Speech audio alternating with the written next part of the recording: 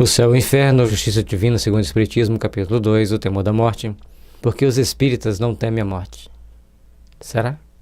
Logicamente que Kardec está colocando aqui os verdadeiros espíritas, aqueles que investem-se as características que a doutrina espírita espera de uma pessoa.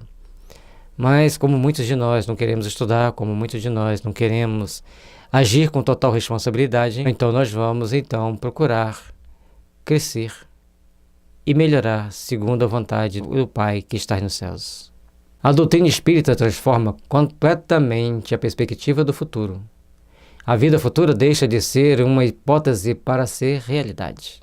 Então, eis a grande reflexão que nós temos que fazer segundo aquilo que a doutrina espírita traz para nós.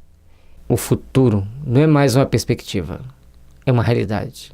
Porque quando nós falamos da vida futura, a doutrina espírita traz para nós o testemunho daqueles que partiram, que falam através da mediunidade, dando detalhes importantes que por outro caminho não seria possível.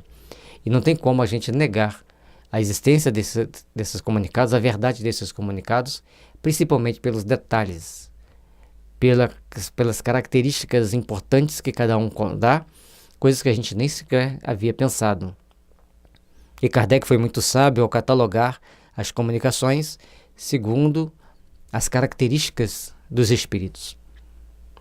O estado das almas, depois da morte, não é mais um sistema, porém, o resultado da observação.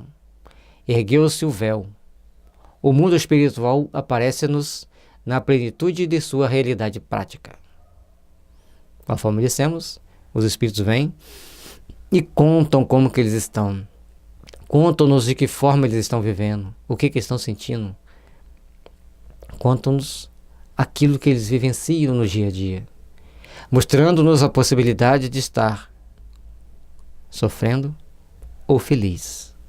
Cada um segundo as suas necessidades, cada um segundo aquilo que semeou. O que faz com que a gente possa entender a veracidade pela lógica dos fatos, pela forma com que o assunto é abordado, é trazido para nós. Não foram os homens que o descobriram pelo esforço de uma concepção engenhosa.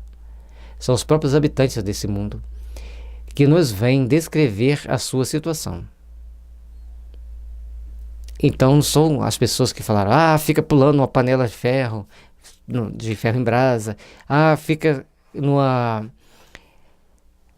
Outro fica lá com a situação beatífica contemplando Deus. Não. Eles vieram e mostraram, não, eu estou numa situação feliz. Eu posso trabalhar por ajudar meus irmãos. Eu estou numa situação muito infeliz. Eu revejo a cena do crime constantemente. Então, transcendeu tudo aquilo que as pessoas acreditavam. Aí, os vemos em todos os graus da escala espiritual, em todas as rases da felicidade e das fases, em todas as fases da felicidade e da desgraça, assistindo, enfim, a todas as peripécias da vida de além-túmulo. Então todos nós estamos numa situação de pegar e ler aquelas mensagens e procurar ver, tem lógica? Tem algum bom senso? Tem condições de ser dessa forma? A partir do momento que a gente faz esse confronto de dados, a gente entende que estamos realizando o melhor, estamos trabalhando para entender a doutrina espírita, para esclarecer a vida espiritual. A doutrina espírita traz para nós o túmulo vazio. Não é o túmulo vazio porque ali não tem um cadáver. O túmulo vazio porque aquele cadáver não tem mais espírito. O espírito saiu da matéria e foi viver a sua vida espiritual. Então, a partir do momento que no túmulo, os espíritos se agrupam, cada um segundo as suas condições, os seus conflitos íntimos, as suas condições mentais e sentimentais, eles se agrupam, formando colônias, formando cidades. De acordo com os padrões de culpas e de erros, tem lá no mundo espiritual as condições de reparo. Então vamos ter menos erros para que a gente tenha menos o que reparar. Eis aí porque os espíritas encaram a morte calmamente e se revestem de serenidade nos seus últimos momentos sobre a terra. Já não é só a esperança, mas a certeza que os conforta. Sabe que a vida futura é uma continuação da vida terrena em melhores condições e aguardo-na com a mesma confiança com que aguardariam o despontar do sol após uma noite de tempestade. Então, quando nós estamos plenos de conhecimento espiritual, quando nós entendemos a nossa condição de espíritos imortais, quanto nós já sabemos que nós somos seres que estamos aqui na Terra apenas de passagem.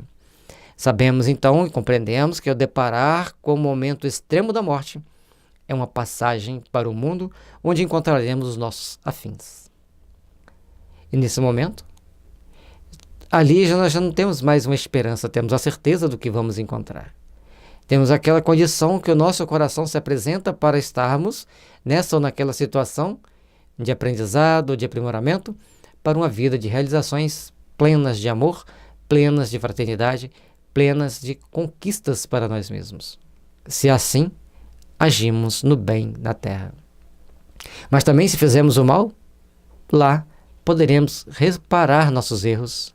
Pelo arrependimento, pelas nossas orações, seremos amparados, seremos socorridos e levados para instâncias de refazimento, onde seremos novamente recolocados no seio da sociedade pelo processo da reencarnação. Lógico que vamos passar pelas dificuldades inerentes à nossa condição de erro e de desacertos. Mas aqueles que fizeram o bem conquistarão cada vez mais as possibilidades da plenitude espiritual. Então, ao entendermos que a vida terrena é a continuação da vida espiritual e a vida espiritual é a continuação da vida terrena, nós temos a certeza que assim como após uma noite tempestuosa vai nascer o sol no dia seguinte, ao chegar no reino dos espíritos, o espírito continua vivo, tendo a oportunidade de se refazer para reconstruir para um novo amanhã de realizações onde cada um de nós seremos os construtores e os edificadores de um mundo de paz, de fraternidade e de luz. Os motivos desta confiança decorrem, outros sim, dos fatos testemunhados e da concordância destes fatos com a lógica, com a justiça e bondade de Deus, correspondendo às íntimas aspirações da humanidade. Então, se você fez o bem, não tem que temer. Se você fez o mal, também não tem que temer, que você não tem como fugir da morte e nem tem como fugir das situações que você vai deparar no plano espiritual.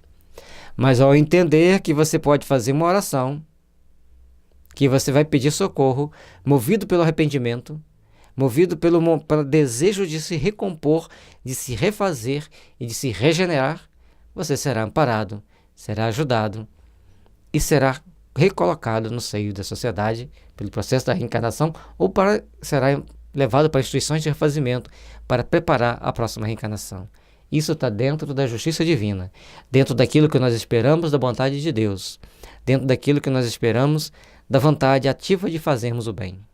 Porque Deus, cheio de amor e de misericórdia, oferece a cada um de nós as bênçãos das realizações do bem, as bênçãos das realizações da paz, da fraternidade e da luz. Trabalhemos, pois, para compreendermos a nossa necessidade de aprimorarmos-nos, porque dos fatos testemunhados,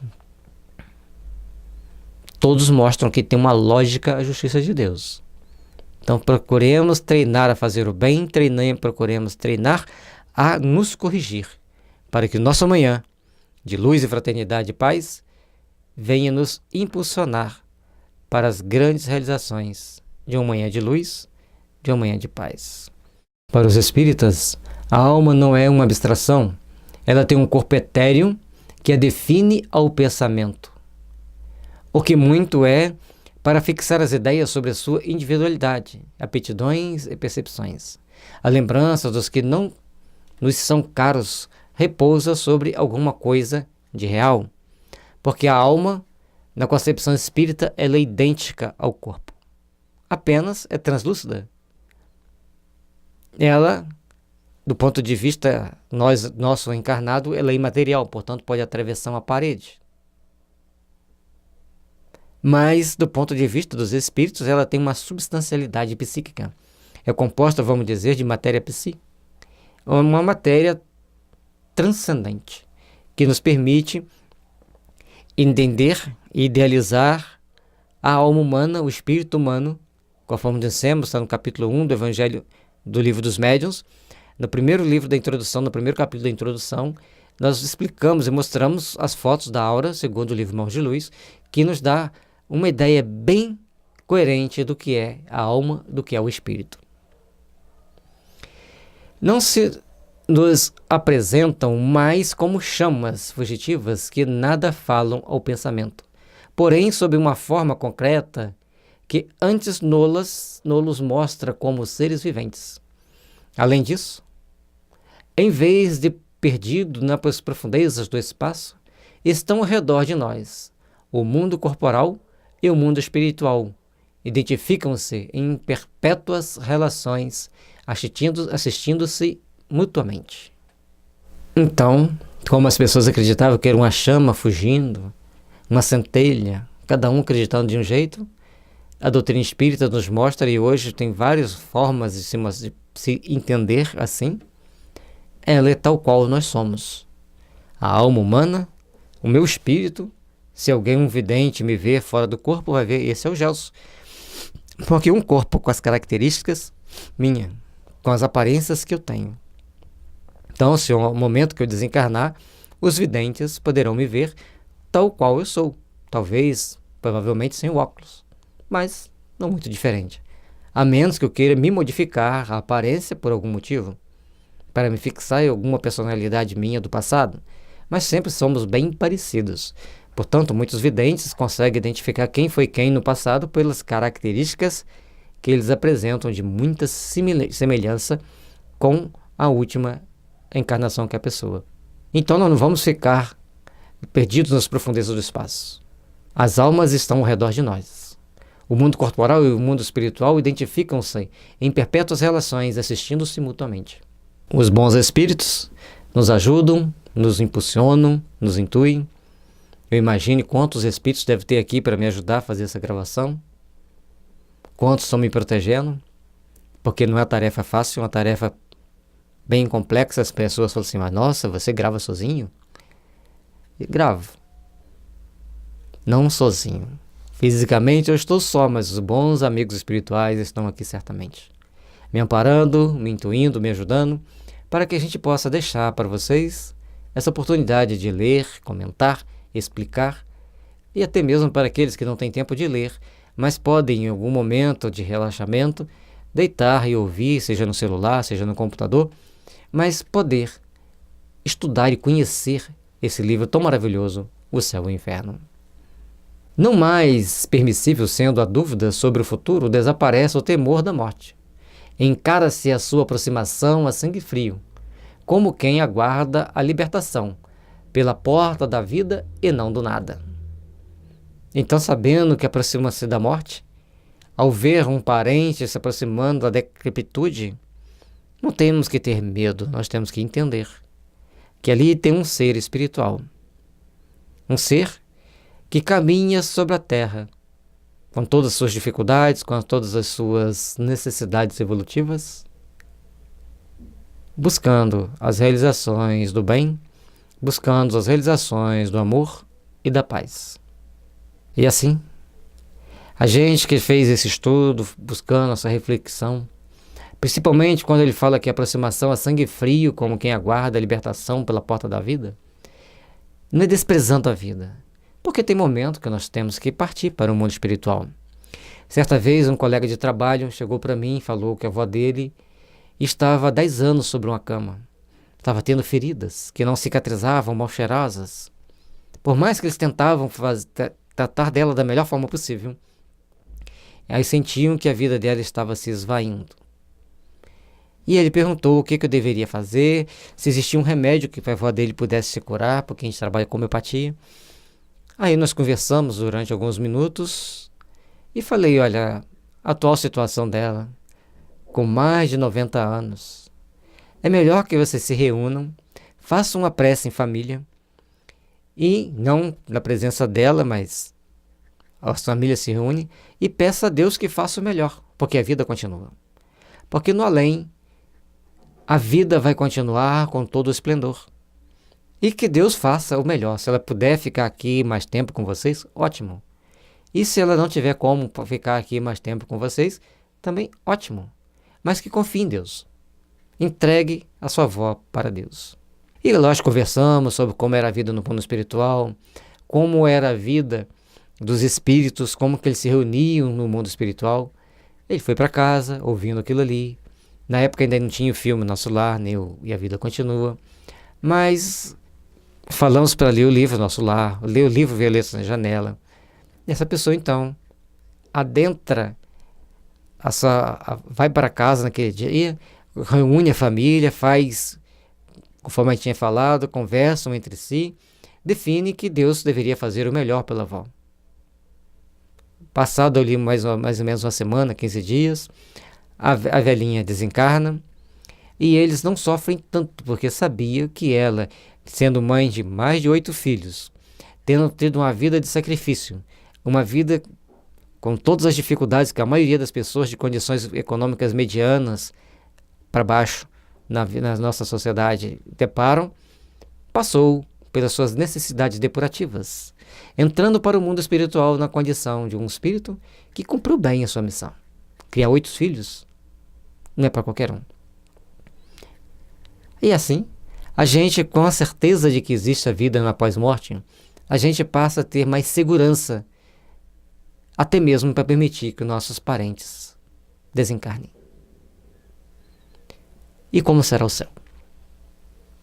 Falamos aqui do porvir o nada, falamos aqui do temor da morte, e agora nós vamos refletir sobre o céu, na visão cristã, na visão do povo pagão e depois na visão espírita. Continuemos estudando juntos, continue conosco. Nos próximos vídeos estudaremos o céu.